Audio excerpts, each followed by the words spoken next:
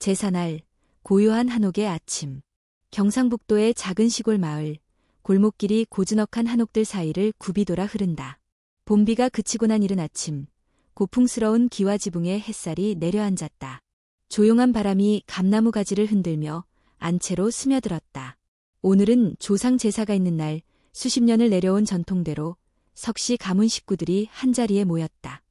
석준호는 6살 난 딸 혜린이와 함께 서울에서 내려왔다. 그의 아버지 서경호는 마을에서 가장 보수적이고 엄격한 어른으로 오랜 공무원 생활을 마치고 고향에서 은둔하듯 살아가고 있다. 준호는 일용직 건설 노동자로 아내를 잃고 홀로 딸을 키우며 바쁘게 살아왔다. 아버지와는 대화다운 대화조차 나누기 힘든 관계였다. 할아버지 댁 냄새 나요. 된장 냄새, 나무 냄새, 그리고 꽃 냄새. 혜린이는 두 팔을 벌려 앉은 채 마당을 빙그르르 돌며 말했다. 준호는 웃으며 딸의 머리를 쓰다듬었다. 그렇지. 여긴 봄이 진하게 피어있는 곳이거든. 기와 아래 길게 이어진 대청마루에는 조상의 위패가 모셔져 있었다. 백발이 성성한 서경호는 흰색 두루마기를 입고 무표정한 얼굴로 제사 음식을 점검하고 있었다. 송편, 삼색나물, 한과, 고기전, 굴비, 모든 게 제 자리에 있어야 했다. 예법은 단 하나도 흐트러져선 안 된다. 너는 제삿날에도 늦냐? 집안 큰아들이란 게.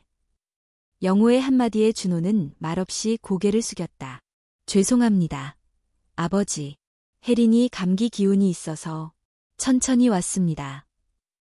혜린은 어른들 인사를 마치고 곧바로 마당으로 나가 또래 사촌들과 숨바꼭질을 시작했다. 웃음소리가 대청에 울렸다. 준호는 그 웃음을 보며 괜히 안심이 되었다. 아빠, 나 숨을 거야. 진짜 잘 숨을 거니까 절대 몰라야 돼. 아빠도 아무한테도 말하면 안 돼요.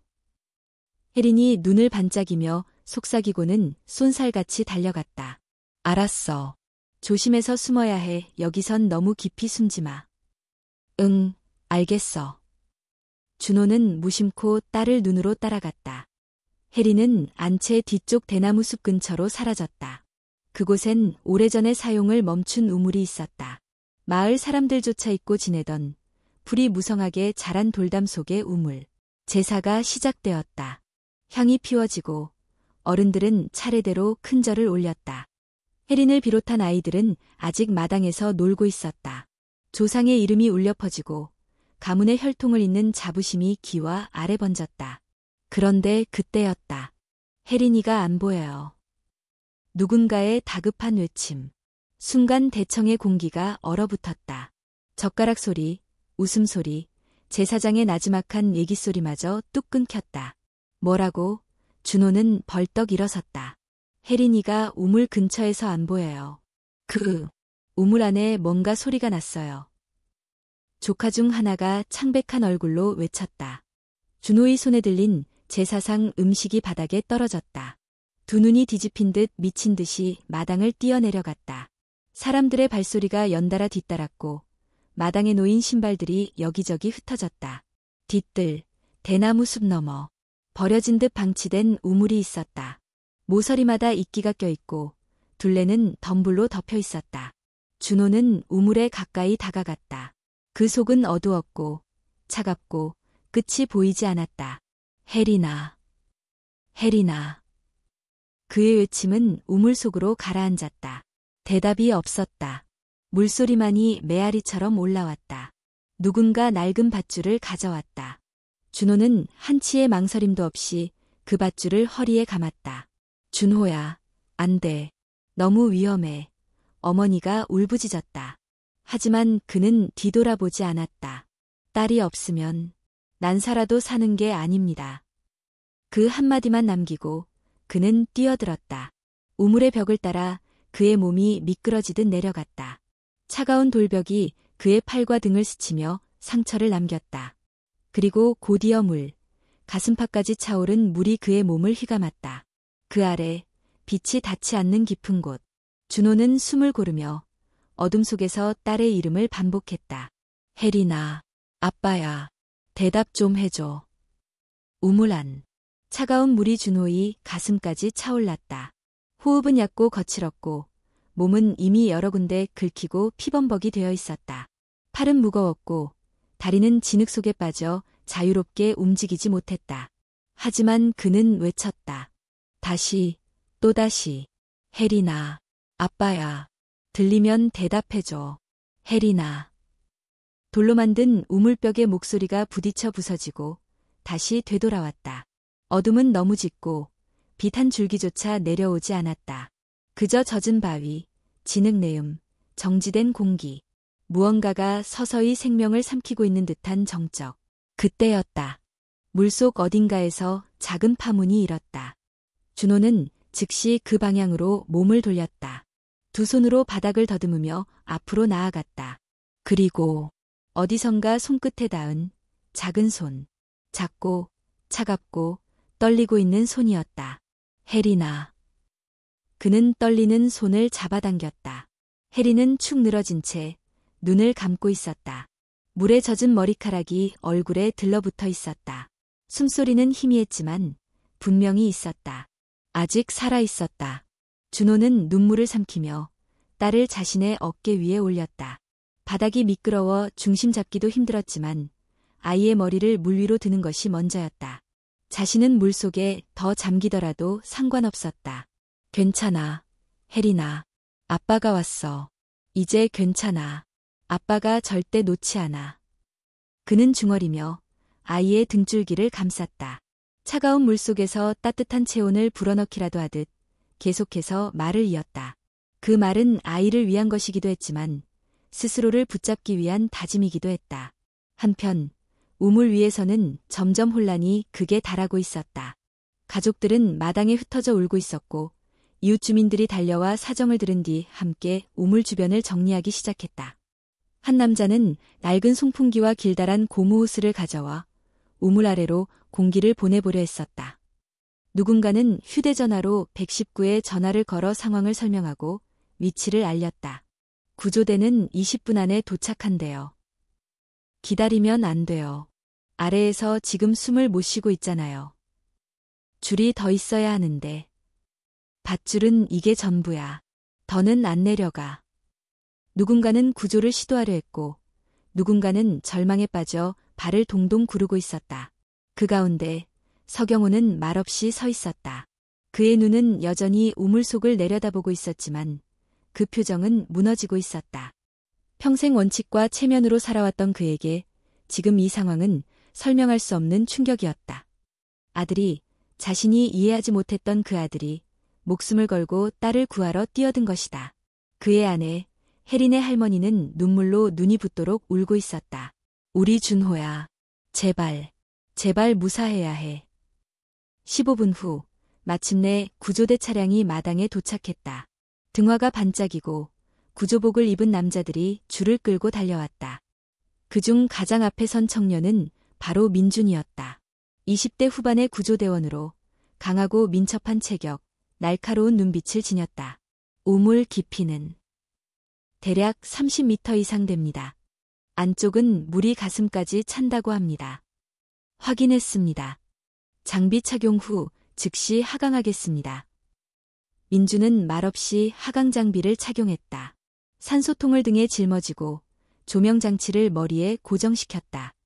그리고는 우물 입구에 다가서며 무전기를 켰다. 민준입니다. 현재 하강 시작합니다. 수신 확인해 주세요. 확인. 안전 확보 후 신호 주세요. 우물 안, 어둠 속에서 들리지 않던 소리가 울렸다. 금속성에 딸깍이는 소리, 줄이 땅을 긁는 소리, 그리고 희미한 빛. 준호는 눈을 들어 위를 올려다봤다. 눈부신 조명 한 줄기가 어둠을 갈라 우물 아래를 비추고 있었다. 그는 속삭였다. 왔구나. 드디어. 그 순간 혜린이 눈을 반쯤 떴다. 얼굴은 창백했지만 입술이 약하게 움직였다. 아빠? 응, 아빠야. 이제 곧 우릴 구하러 와. 조금만 더 힘내자. 조명은 점점 가까워졌고 곧이어 사람의 그림자가 보였다. 민준이 도착한 것이다. 그는 먼저 혜린의 상태를 확인했다. 맥박은 약했지만 살아있었다. 그는 즉시 아이의 몸에 하강 안전벨트를 고정하고 무전기를 켰다. 아이 확보 완료. 바로 끌어올려주세요. 준호는 혜린을 조심스럽게 넘기면서 민준의 눈을 바라보았다. 꼭 부탁합니다. 민준은 고개를 끄덕였다. 안심하세요. 우리가 왔습니다. 줄이 당겨지기 시작했다. 작은 몸이 어둠을 벗어나 빛 속으로 천천히 올라갔다. 준호는 그 모습을 올려다보며 속으로 대냈다. 잘 가, 혜린아. 꼭 살아야 해. 아빠가 바로 뒤따라 갈게. 줄에 매달린 혜린의 작은 몸이 점점 위로 올라갔다. 물에 젖은 치맛자락이 축 늘어졌고 손은 여전히 반쯤 쥔 채로 떨고 있었다. 민주는 고개를 들고 아이가 안전하게 끌어올려지는 것을 확인한 뒤 다시 준호에게 시선을 돌렸다. 그 순간 민주는 준호의 상태가 급격히 나빠지고 있음을 직감했다. 그의 어깨는 이미 물속에 거의 잠겨 있었고 시선은 흐릿했고 몸은 눈에 띄게 떨리고 있었다. 석준호 씨, 정신 차리세요. 이제 당신 차례입니다. 곧 끌어올릴 겁니다. 준호는 겨우 고개를 끄덕였다. 하지만 입술은 푸르스름하게 질려 있었고 말은 제대로 나오지 않았다. 손으로 벽을 짚으려 했지만 힘이 빠져 미끄러졌다. 그는 깊은 숨을 들이쉬려 했지만 공기가 너무 무겁고 눅눅했다. 숨이 가빠지고 있었다. 폐 안에 남은 산소는 갈수록 희박해지고 머릿속은 안개처럼 흐려졌다. 그때 무언가가 그의 뇌리에서 번쩍였다. 아내 윤희. 그녀가 떠난 날 병실에서 마지막으로 남긴 말. 준호 씨, 혜린이는 당신의 전부예요. 내가 없어도 괜찮아요. 혜린이만은 꼭 지켜줘요. 그 말이 지금 이 순간 뼛속 깊이에서 되살아났다. 눈꺼풀이 내려가려는 것을 억지로 들어올리며 준호는 이를 악물었다. 안 돼, 아직은 쓰러질 수 없어. 민주는 곧바로 벨트를 꺼내어 준호의 몸에 고정시키려 했다. 그러나 적고 무거워진 그의 몸은 협조가 쉽지 않았다. 어깨가 부러졌는지 조금만 움직여도 숨이 멎을 듯한 고통이 밀려왔다. 조금만 더요. 준호는 힘겹게 말하며 벨트 고리에 손을 댔다. 민준이 곧장 도와 고정시키고 무전에 신호를 보냈다. 성인 남성 확보.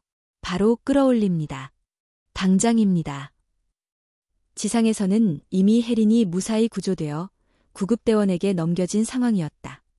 아이의 얼굴은 창백했지만 의료진의 빠른 처치로 체온이 서서히 돌아오고 있었다. 아이를 품에 안은 준호의 어머니는 오열하며 하늘을 향해 기도했다. 살려줘요. 제발. 우리 손녀, 그리고 우리 아들.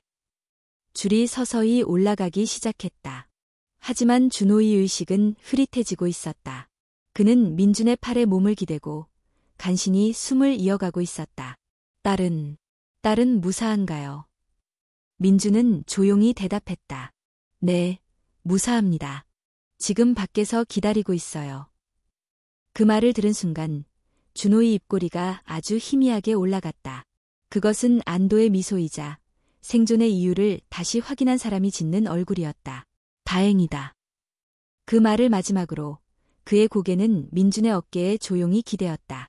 의식을 잃기 직전 그의 머릿속엔 단 하나의 장면이 떠올랐다.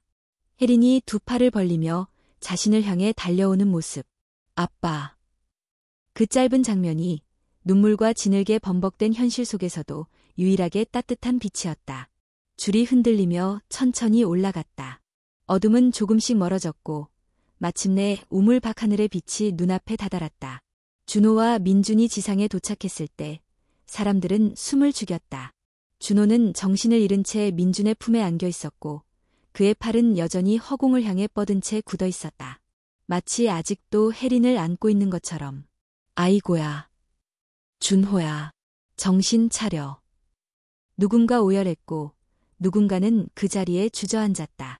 이웃 아주머니는 치마자락으로 입을 가린 채 울음을 삼켰고 마을 할아버지는 눈시울을 붉히며 땅만 바라보았다. 민주는 의료진에게 신속하게 인계하며 짧게 말했다. 심각한 탈수, 저체온증, 골절 가능성 높습니다. 바로 이송하세요. 들것 위에 실린 준호의 얼굴은 피곤하고 창백했지만 어디선가 아직 온기가 남아있었다. 그 온기는 누군가를 끝까지 지키겠다는 의지에서 나오는 온기였다. 그날 저녁 한 라디오 뉴스에서는 이 사건을 짧게 다뤘다. 경북 마을에서 우물에 빠진 아이를 구조하기 위해 아버지가 직접 우물로 뛰어들었습니다. 두 사람 모두 구조되었고 현재 병원에서 치료 중입니다. 주민들은 이를 기적이라 불렀습니다. 하지만 정작 준호는 그 어떤 기적도 믿지 않았다. 그는 단지 부모로서 해야 할 일을 했을 뿐이다. 그리고 지금 침대에 누운 그에게 필요한 유일한 기적은 혜린이 다시 아빠라고 부르며 미소 짓는 순간이었다. 구급차의 경적이 울리며 마당을 빠져나가고 그 뒤를 따라 작은 아이의 울음소리가 바람을 타고 퍼졌다. 구조가 끝났음에도 마당 위의 사람들은 누구 하나 쉽게 발을 돌리지 못했다. 우물 근처엔 아직도 비닐장갑, 남은 밧줄, 물에 젖은 수건이 어지럽게 널려 있었다. 석재현은 줄을 준 채 무릎을 꿇고 앉아 있었다. 형 준호가 떨어지듯 우물로 뛰어들던 장면이 계속 머릿속을 맴돌았다. 자책감이 밀려왔다. 자신이 조금만 더 용감했더라면, 형 대신 먼저 줄을 메고 들어갔더라면 어땠을까. 옆에서 어머니는 흐느끼고 있었다. 그녀는 눈물 범벅인 손으로 딸 혜린이의 외투를 끌어안고 떨었다. 외투는 차가웠고 젖은 상태였다. 하지만 그녀는 그것을 놓지 않았다. 그 따뜻했던 아이의 체온이 아직 남아있을지도 모른다는 듯이 마을 사람들도 모두 우물 주위에서 한 걸음 물러서지 못하고 있었다. 누군가는 팔짱을 낀 채 하늘을 올려다보았고 누군가는 초를 들고 조용히 기도했다. 전날만 해도 무심히 스쳐 지나가던 이웃들이 오늘은 서로의 눈을 바라보며 말없이 고개를 끄덕였다. 준호가 그렇게까지 할 줄은 몰랐지. 나도 저 친구 말이 없어서 무심한 줄만 알았는데 아이 하나 살리겠다고 그 깊은 데를. 그게 부모지. 그게 아빠야. 그 가운데 서경호는 그 누구보다 조용했다. 우물 앞에서 한 걸음도 움직이지 않은 채 그는 손에 든 지팡이를 꾹꾹 짚었다. 그의 시선은 땅을 향하고 있었고 입술은 단단히 닫혀 있었다. 그를 아는 사람들은 모두 알고 있었다. 서경호는 원칙을 중시하는 사람이다. 말이 적고 감정 표현도 거의 없다. 가족조차 그의 생각을 쉽게 알 수 없었다. 아들 준호에게도 마찬가지였다. 어릴 적부터 그는 준호를 약하다고 여겼다. 공부보단 나무 타기를 좋아하고 조용히 앉아있기보다는 동네 개들과 뛰어노는 아들을 못마땅해 했다. 그리고 결국 대학도 가지 않고 도시로 나가 일용직을 전전하는 아들을 그는 마음속으로 수치스럽게 여겼다. 그런데 오늘 그 아들이 아무도 감히 들어가지 못한 우물 속으로 뛰어들어 딸을 안고 버텼다. 죽음이 가까이 있는 공간에서 그는 누구보다 오래 살아남았다. 그깟 부모 자식의 정이 뭐라고. 서경호는 자신도 모르게 중얼거렸다. 하지만 그 말 끝에는 비난이 아니라 깊은 탄식이 깃들어 있었다. 조금 뒤 마을 이장은 구조대원들에게 따뜻한 커피와 담요를 건넸다. 민주는 구조복이 젖은 채로 벽에 기대어 앉아 숨을 고르고 있었다. 손은 여전히 떨리고 있었지만 눈은 또렷했다. 이장은 그에게 물었다. 그 밑은 어땠소? 민주는 잠시 말이 없었다. 그러다 천천히 대답했다. 정적이었습니다. 공기조차 고여 있었어요. 하지만 그 정적 속에서도 어떤 에너지가 느껴졌습니다. 놓지 않으려는 그 의지 같은 것. 이장의 눈가에 주름이 깊어졌다. 그래, 맞아. 그놈 원래 그런 놈이었어. 그 순간 한 소년이 급히 달려왔다. 병원에서 온 연락이었다. 혜린이 깨어났대요. 모두가 눈을 크게 떴다. 울음과 탄식으로 뒤섞였던 마당의 공기가 한순간에 바뀌었다. 어머니는 일어나 비틀거리며 재현의 팔을 붙잡았다. 들었지? 깨어났대. 준호도 곧 괜찮아질 거야. 그렇지? 재현은 힘겹게 웃으며 고개를 끄덕였다. 네, 어머니. 분명히요. 사람들은 하나 둘 흩어지기 시작했다. 조용히 돌아가는 발걸음에는 피로와 동시에 희망이 담겨 있었다. 해가 거의 지고 있었고 노을은 우물 위로 붉게 깔리고 있었다. 마지막까지 자리를 지키고 남은 이는 서경호였다. 그는 마당 한가운데에 남아 서 있었다. 그리고 우물을 바라보았다. 잠시 후 그는 천천히 무릎을 꿇었다. 긴 한숨과 함께 땅바닥에 손을 얹었다. 준호야, 미안하다. 그 한마디는 아무에게도 들리지 않았다. 하지만 바람이 조용히 그를 감싸 안았다. 구급차가 병원에 도착했을 때 하늘은 완전히 어두워져 있었다. 응급실 조명이 번쩍이며 열렸고 두 개의 들것이 연이어 밀려 들어갔다. 하나에는 어린 혜린이, 또 하나에는 무의식 상태의 준호가 실려 있었다. 혜린은 여전히 눈을 감고 있었지만 이마에 붙은 체온 유지 패드 아래로 뺨이 서서히 붉게 물들고 있었다. 산소 마스크를 낀 채 아이는 간호사들의 손에 조심스럽게 옮겨졌다. 그 작은 몸이 살아있다는 것만으로도 모두의 어깨가 조금씩 풀렸다. 반면 준호는 깊은 혼수 상태였다. 그의 오른쪽 어깨는 부러져 있었고 폐에 물이 일부 차올라 있었다. 피부는 창백하고 입술은 푸르스름했다. 응급의료진은 재빨리 산소를 공급하고 수액과 항생제를 투여했다. 환자, 저체온증 심각합니다. 내복 후 열램프 가동, 바로 흉부 엑스레이 준비하세요. 의사들의 외침 속에서도 병실은 순간순간 정적에 휩싸였다. 침대 위에서 준호는 미동도 없었다.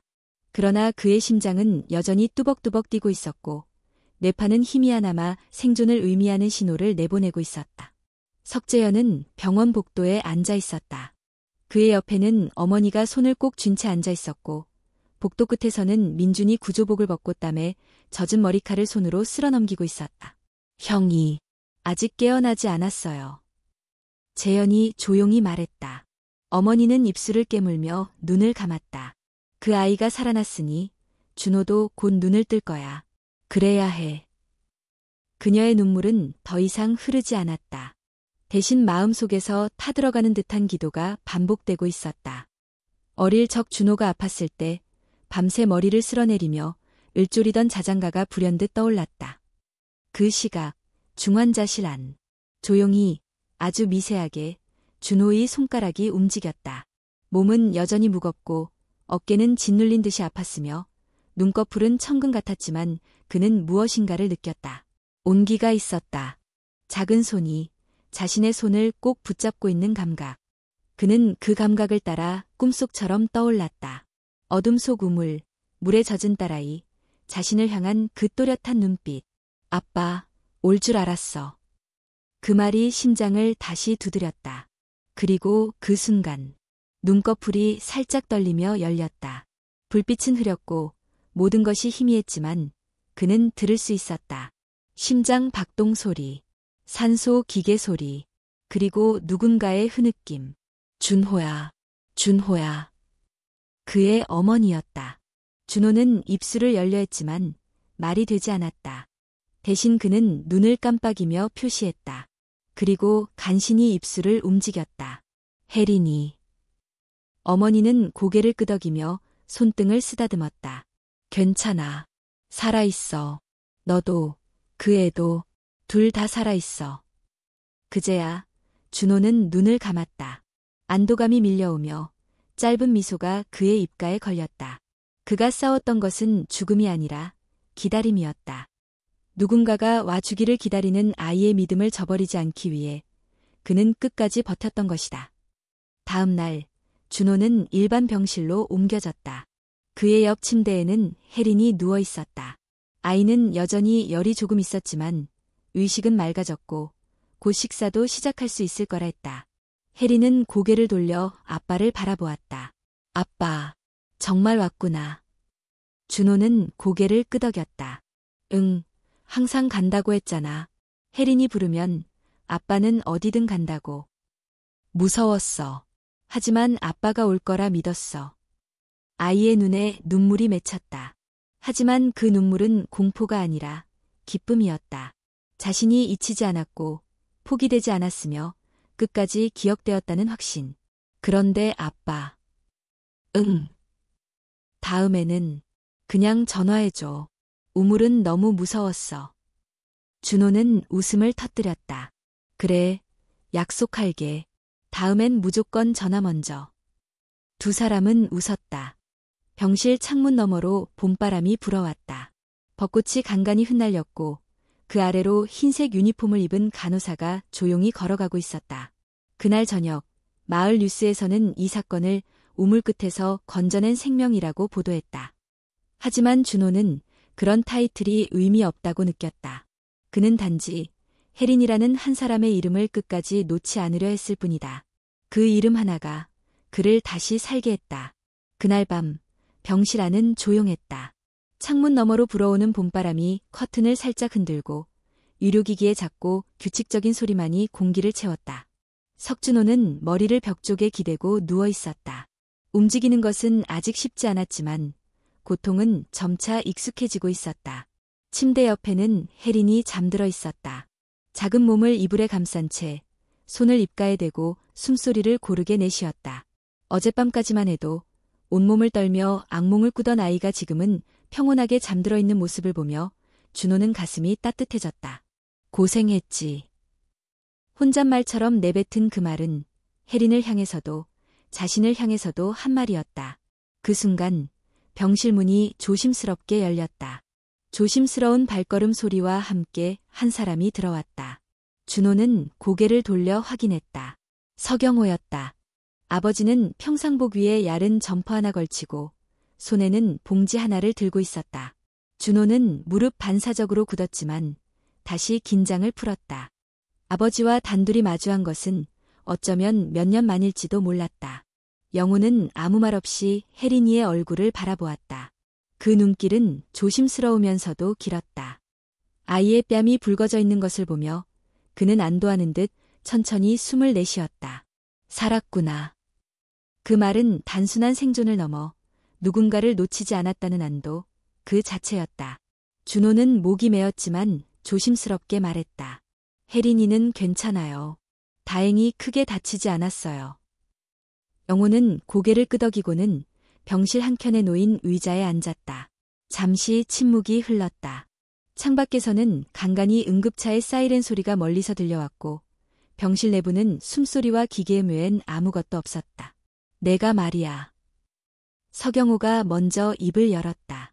그때 너 우물로 뛰어들 때 솔직히 무서웠다. 너를 잃을까봐 무서웠고 내가 그렇게까지 할 줄 몰라서 더 무서웠다. 준호는 눈을 감았다. 아버지에게 그런 감정을 들을 줄은 몰랐다. 나는 내가 늘 도망치는 줄 알았다. 책임에서, 가정에서, 아버지라는 자리에서 내가 아이 데리고 돌아왔을 때도 그저 불안했지. 무책임할 거라 생각했어. 그 말은 칼날처럼 아팠지만 동시에 이상하게도 위안이 되었다. 적어도 이제는 아버지도 그 모든 오해를 직시하려 하고 있다는 뜻이었다. 아버지. 준호가 천천히 입을 열었다. 저는 도망친 게 아니었어요. 제가 가진 걸로는 지키기 어려운 게 너무 많았어요. 그래서 그냥 일단 버텨보자고 생각했어요. 그리고 혜린이만은 꼭 끝까지 제가 지키고 싶었어요. 그 말에 영호는 고개를 끄덕였다.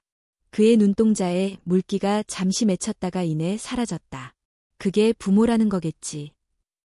그는 낮게 중얼이고는 들고 온 봉지를 꺼냈다. 그 안에는 조심스럽게 싼 도시락과 과일이 들어있었다. 내가 좋아했던 황태국이랑 혜린이가 좋아하던 귤, 병원 밥은 맛이 없을 테니까. 준호는 눈이 커졌다. 아버지가 도시락을 싸서 병원에 오리라곤 생각하지 못했다. 감사합니다. 됐다. 이제 말로만 감사합니다 하지 말고 얼른 회복해. 아이가 널 보고 웃을 수 있게. 그 말에 준호는 작게 웃었다. 침묵은 여전히 병실을 감쌌지만 더는 불편하지 않았다.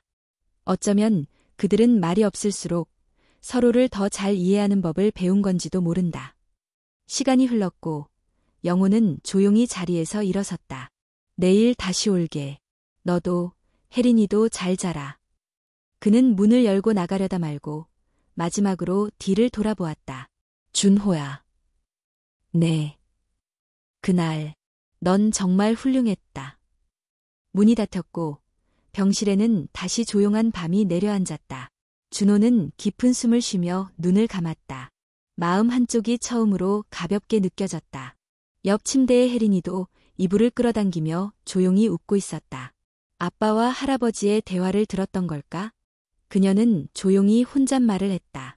할아버지 목소리, 생각보다 따뜻하네. 며칠 뒤 경상북도 시골 마을에도 본격적인 봄 기운이 스며들기 시작했다. 병원 창밖으로 보이는 벚꽃나무 가지 끝엔 연분홍 꽃망울이 피기 시작했고 간간히 창문을 스치는 바람에도 꽃잎이 한두 장씩 따라 흘렀다. 석준호는 병실 침대에서 천천히 몸을 일으켰다. 오른쪽 어깨는 여전히 붕대로 고정되어 있었지만 통증은 많이 가라앉은 상태였다. 혜린이는 창가 쪽 침대에서 책을 읽고 있었다. 어린이용 그림책을 넘기던 손이 멈추고 그녀는 고개를 들어 창밖을 바라보았다. 아빠, 꽃이 보여. 무슨 꽃이야? 준호가 묻자 혜린이는 창문을 가리켰다. 벚꽃. 저 나무 기억나? 우리가 처음 병원에 왔을 때 아무것도 없었는데 지금은 이렇게 핑크색이야. 준호는 눈을 가늘게 뜨고 바라보았다. 맞았다. 이번 첫날엔 잎도 없던 나뭇가지에 이제는 분홍빛이 피어나 있었다. 그 단순한 풍경이 왠지 가슴을 저리게 했다. 그만큼 시간이 흘렀고 그만큼 많은 것이 지나왔다는 뜻이기도 했다. 혜린이의 목소리가 다시 들려왔다. 아빠, 우리 언제 집에 가? 내일 퇴원하자고 병원에서 말했어. 할머니가 좋아하시는 미역국도 끓여 놓으셨대. 진짜. 나 집 가면 제일 먼저 이불부터 덮을래. 병원 이불은 너무 차가워. 준호는 웃음을 지었다. 아이가 병원을 벗어날 생각에 들뜬 모습은 오랜만에 보는 활기였다. 그날 오후 병실로 몇 명의 간호사들과 민준이 들렀다. 민준은 사복 차림이었지만 여전히 또렷한 인상을 지니고 있었다. 혜리는 민준을 보자마자 손을 흔들었다. 아저씨다. 우물에서 아빠랑 나 구해줬던 아저씨. 민준은 민망한 듯 머리를 극적이며 다가왔다. 기억해줘서 고마워. 병원 간호사들한테 이야기 많이 들었어. 회복 잘하고 있다면서? 응. 나 이제 밥도 혼자 먹고 간호사 선생님이랑 그림도 그려. 아주 용감한 친구구나. 민주는 손바닥을 내밀었고 혜리는 하이파이브를 했다. 그는 곧 준호 쪽으로 돌아섰다. 상태 괜찮으시다고 들었습니다. 내일 퇴원이시라죠? 네, 이제 몸도 많이 가볍습니다. 덕분에요. 준호는 진심을 담아 말했다. 민주는 고개를 끄덕이며 잠시 망설이다가 말을 이었다. 사실 구조 후에도 계속 마음에 걸렸습니다. 그 우물, 다시 보수하고 출입 금지 조치를 취했다는 보고 받았어요. 그리고 사모님 이야기도 병원에서 들었습니다. 준호는 조용히 고개를 끄덕였다. 이제는 그 아이와의 약속을 지켜야 하죠. 제가 살아있는 한 혜린이가 다시는 그런 두려움에 마주하지 않도록. 그 말에 민주는 짧게 웃었다. 충분히 그러실 분입니다. 그 깊은 곳에서도 놓지 않으셨잖아요. 민주는 잠시 병실을 둘러보더니 손에 쥐고 있던 작은 편지를 내밀었다. 이건 제 동료들하고 쓴 편지예요. 구조대 모두가 혜린이한테 감동받았거든요. 나중에 집에 가서 읽어주세요. 혜린은 편지를 받아들고는 소중히 가슴에 안았다. 고마워요, 아저씨. 민주는 고개를 숙이며 인사를 마치고 병실을 나섰다. 병실 안엔 다시 고요가 내려앉았고 바람이 또 한 번 커튼을 흔들었다. 그날 밤 병원에서는 조용한 환송식이 열렸다. 간호사들이 손수 준비한 조각 케이크와 그림카드가 작은 테이블 위에 놓였다. 혜리는 기쁜 듯 웃으며 간호사들과 사진을 찍었고 준호는 고맙다는 인사를 한 명 한 명에게 전했다. 덕분에 살았습니다. 단순히 몸만이 아니라 마음도요. 마지막 밤 병실 불을 끄고 난 후 두 사람은 침대에 나란히 누워 창밖을 바라보았다. 별이 몇 개 떠 있었고 먼 도시의 불빛이 흐릿하게 깜빡였다. 아빠, 우리 집에 가면 뭐부터 할까? 혜린이가 하고 싶은 거 다 해. 진짜. 그럼. 아빠랑 같이 나무 그네 만들래. 우물 근처에. 준호는 조용히 웃었다. 좋아. 우물은 이제 없지만 그 자리에 그네 하나는 만들 수 있지. 왜 없어졌어? 이제 위험한 건 사라지고 안전한 것만 남게 하려고. 혜리는 고개를 끄덕이며 이불을 끌어올렸다. 응, 그럼 거기서 매일 탈 거야.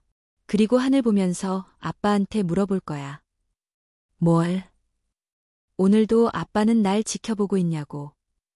준호는 대답 대신 손을 뻗어 딸의 머리를 쓰다듬었다. 항상. 해가 떠오르기도 전 병원 복도는 조용했다. 퇴원 수속을 마친 석준호와 혜리는 작은 여행 가방 하나를 끌며 천천히 병원을 빠져나왔다. 복도를 지나는 간호사들이 손을 흔들었고 주치의는 멀리서 고개를 끄덕이며 미소 지었다.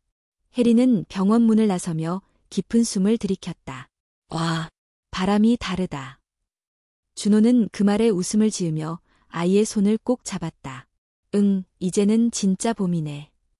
차를 타고 마을로 돌아가는 길, 창밖엔 연초록 논밭이 펼쳐졌고 곳곳에 개나리와 진달래가 얼굴을 내밀고 있었다. 지나가는 버스 정류장, 슈퍼, 오래된 담벼락까지 전부 그대로인데 무언가 아주 달라진 듯한 기분이었다. 도착한 집 앞, 나무 대문을 열자 익숙한 마당의 풍경이 펼쳐졌다.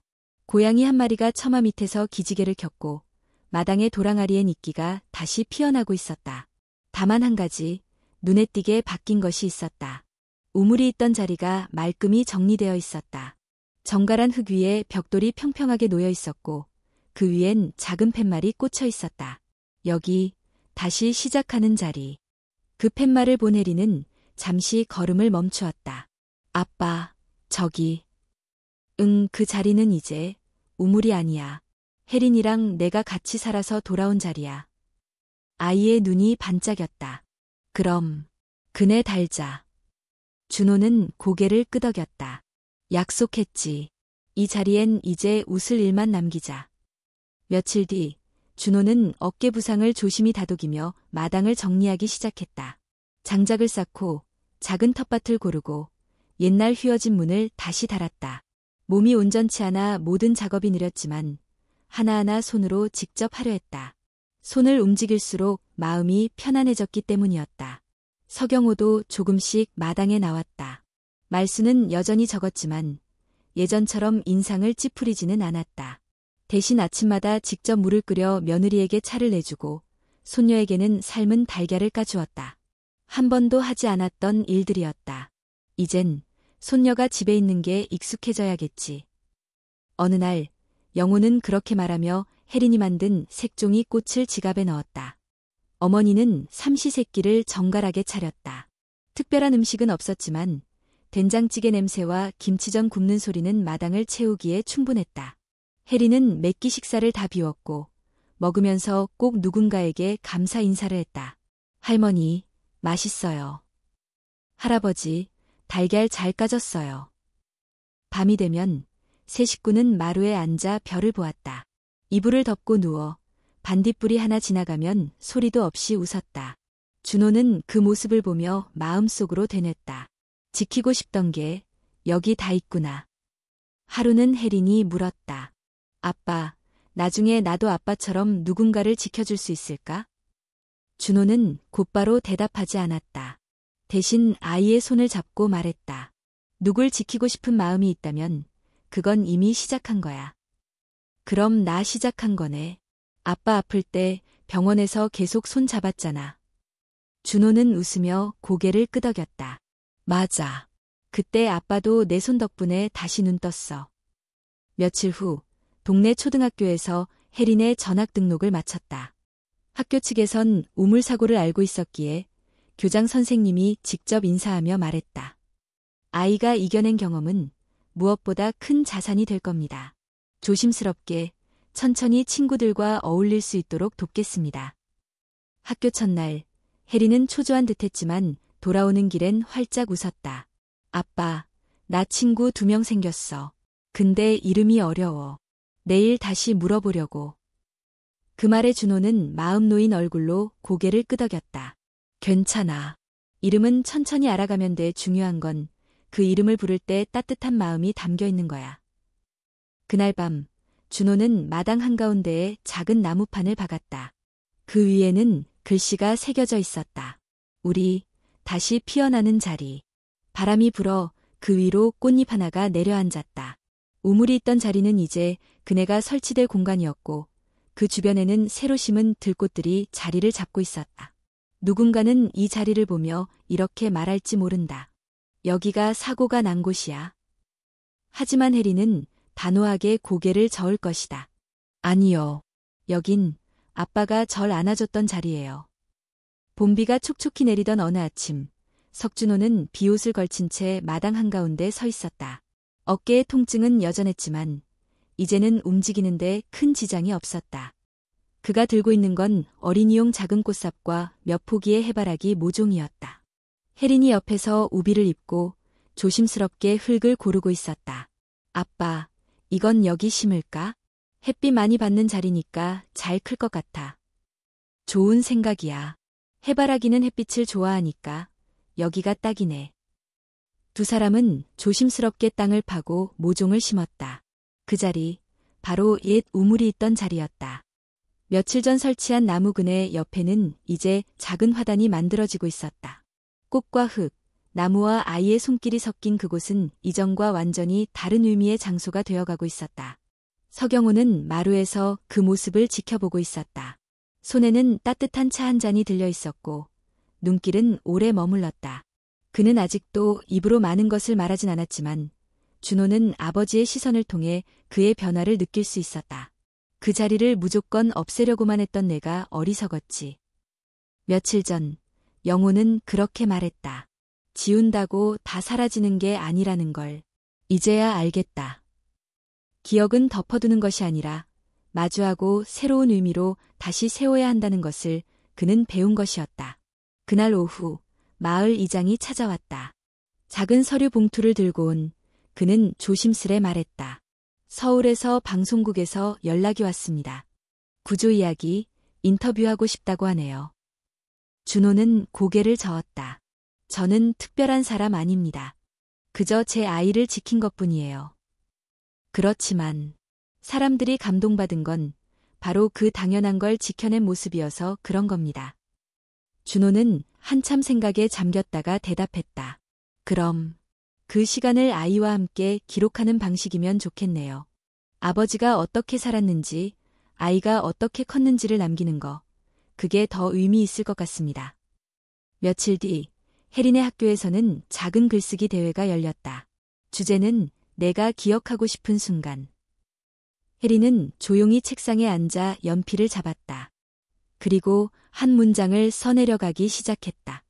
아빠는 우물 속에서 날 안고 있었어요. 나는 무서웠지만 아빠가 안고 있어서 괜찮았어요. 그때 나는 알았어요. 아빠는 절대 날 놓지 않을 거라는 걸. 선생님은 그 글을 읽고 한참 말을 잇지 못했다. 어린아이의 문장에서 느껴지는 무게는 단순한 체험의 수준을 넘어서 있었다. 그것은 관계를 다시 정의하고 믿음을 새롭게 설명하는 방식이었다. 혜린의 글은 교내 공모전에서 1등을 차지했고 마을 신문에 실렸다. 그 기사 옆에는 한 장의 사진이 함께 실려 있었다. 마당 한가운데에서 웃고 있는 혜린과 그 뒤에서 손에 삽을 든 채 어색하게 웃고 있는 준호의 모습. 그들은 이전보다 더 가까이 서 있었고 표정엔 더 이상 불안이나 그늘이 없었다. 어느 날 해가 질 무렵 준호는 혼자 마당에 나와 그네에 앉았다. 나무 판자 아래선 해바라기 싹이 고개를 들고 있었고 바람은 부드럽게 지나갔다. 그는 천천히 고개를 들어 하늘을 바라보았다. 그리고 조용히 속삭였다. 윤희야, 우리 혜린이 잘 크고 있어. 내 말대로 내가 지키고 있어. 그 순간 뒤에서 작은 발소리가 들렸다. 아빠, 누구랑 얘기했어? 응, 그냥 하늘에 있는 엄마랑. 혜린은 그 말을 듣고 그네 옆에 앉았다. 두 사람은 나란히 앉아 해가 지는 하늘을 바라보았다. 붉은 노을 아래서 조용히 서로의 온기를 느꼈다. 그날 밤 준호는 다이어리를 꺼내 한 줄을 적었다. 잊지 않는다는 건 슬픔을 계속 붙잡는 게 아니다. 사랑을 계속 이어가는 방식이다. 이제 그는 그 방식을 알게 되었다. 고통을 덮는 대신 그 고통을 통해 사랑을 다시 세우는 법, 그리고 그 사랑을 매일의 일상 속에서 실천하는 법을. 다음 날, 혜리는 그네를 타며 말했다. 아빠, 해바라기 이름 짓자. 이름? 응, 내가 심은 건 희망이, 아빠가 심은 건 용기 어때? 준호는 잠시 생각하다 웃었다. 좋아. 우리 집에는 이제 희망이도 있고, 용기도 있고, 무엇보다 너라는 기적도 있네. 그 말에 혜리는 그네를 높이 밀며 환하게 웃었다. 봄바람이 그네를 밀어주었고, 파란 하늘 위로 아이의 웃음소리가 퍼졌다. 여름으로 접어드는 어느 오후, 마당엔 환한 해가 내리쬐고 있었다. 해바라기 줄기는 어른 키만큼 자라났고, 꽃잎은 해를 따라 고개를 돌리고 있었다. 혜리는 그네 옆에 앉아 공책에 무언가를 쓰고 있었고, 준호는 장작을 정리하며 마당 한쪽 그늘을 만들고 있었다. 아빠, 우리 집 이름 짓자. 집 이름? 응, 엄마가 없으니까 우리가 우리 집 이름을 직접 정하자고. 준호는 삽질을 멈추고 아이 쪽을 바라보았다. 혜린의 표정은 진지했다. 뭐라고 지을 건데? 해의 집 어때? 해는 내 이름 혜린에도 들어가고 햇빛이란 뜻도 있고 우리 여기서 항상 따뜻하잖아. 준호는 천천히 고개를 끄덕였다. 좋네. 아주 좋은 이름이야. 며칠 뒤 준호는 작은 나무 간판을 만들어 마당 대문 옆에 걸었다. 해의 집. 그 밑에는 작은 글씨가 더해져 있었다. 작지만 따뜻하고 조용하지만 꺼지지 않는 마음이 사는 곳. 마을 사람들은 이 새로운 간판을 보고 처음엔 웃었다. 요즘은 집에도 이름을 짓나 보네. 하지만 시간이 지나면서 누구도 그 간판을 의아해하지 않게 되었다. 그만큼 그 집엔 진심이 담겨 있었고 마당을 지나칠 때마다 느껴지는 공기의 결이 달라졌기 때문이었다. 어느 날 마을 이장이 다시 찾아왔다. 이번엔 카메라를 들고 젊은 다큐멘터리 제작진과 함께였다. 촬영은 마을 사람들의 동해 아래 조용히 진행되었고 준호는 마당에서의 일상과 아이와의 시간을 가감없이 보여주었다. 우물은 이제 없습니다. 위험했으니까요. 하지만 그 자리를 없애지 않고 바꿨습니다. 기억을 지우는 게 아니라 거기다 다른 이름을 심었습니다. 그 말에 제작진은 감동했고 영상은 전국 방송에 방영되었다. 이름을 남긴 아빠, 우물 위에 핀 해바라기. 영상은 많은 사람들에게 잔잔한 울림을 주었고 SNS에는 해의 집이라는 해시태그와 함께 공감 댓글이 이어졌다. 나는 이름조차 기억되지 못한 채 자랐다. 이 아이는 다르다. 그가 아이의 손을 놓지 않았듯 우리도 가족의 손을 놓지 말자. 준호는 그런 반응을 보며 처음으로 자신이 누군가에게 용기가 되었다는 것을 실감했다. 그는 영웅이 아니었고 누구보다 평범한 삶을 살아왔지만 누군가를 끝까지 않는 그 선택이 누군가의 하루에 온기를 줄 수 있다는 사실이 그를 변화시켰다. 서경호 역시 변화했다. 예전처럼 마당에 앉아 조용히 신문을 읽으면서도 이제는 손녀가 다가오면 신문을 내려놓고 이야기를 들어주었다. 할머니는 여전히 된장찌개를 끓였고 이제는 혜린도 함께 나무를 다듬으며 요리를 배웠다. 여름방학이 다가올 무렵 혜린은 친구 2명을 집으로 초대했다. 마당에 설치된 그네는 아이들의 웃음소리로 가득 찼고 우물 자리는 그 누구도 알 수 없을 만큼 화사한 꽃과 놀이공간이 되어 있었다. 준호는 멀찍이 서 그 모습을 바라보며 생각했다. 사라진 건 우물이지만 그 자리엔 이름이 남았다. 혜린이라는 이름, 우리 가족의 이야기, 그리고 사랑이라는 이름. 밤이 되면 여전히 준호는 마루에 앉아 별을 올려다보았다. 혜린은 이불을 끌어안고 그의 옆에 와 앉았다. 어느 날 아이가 조용히 물었다. 아빠, 나중에 내가 아빠만큼 커지면 혹시 나도 누군가를 안고 버틸 수 있을까? 준호는 하늘을 한번 보고 아이를 한번 바라봤다. 그리고 고개를 끄덕이며 대답했다. 그럴 거야. 왜냐면 넌 누군가가 너를 안고 끝까지 버텨준 기억을 갖고 있으니까. 혜린은 미소 지으며 아빠의 어깨에 기대었다. 밤은 조용했고 바람은 시원했다. 별은 여전히 반짝이고 있었다. 그들은 말없이 그 자리에 앉아 시간 속에 스며드는 별빛을 함께 바라보았다. 더 이상 어둠 속에서 손을 더듬을 필요는 없었다. 두 사람의 이름은 이미 서로의 손 안에, 마음 안에, 그리고 집 안가득 새겨져 있었다. 마침내 그들은 어떤 상처도 품은 채 살아갈 수 있다는 것을 알게 되었다. 그것이 용기이고, 그것이 사랑이며, 그것이 가족이었다.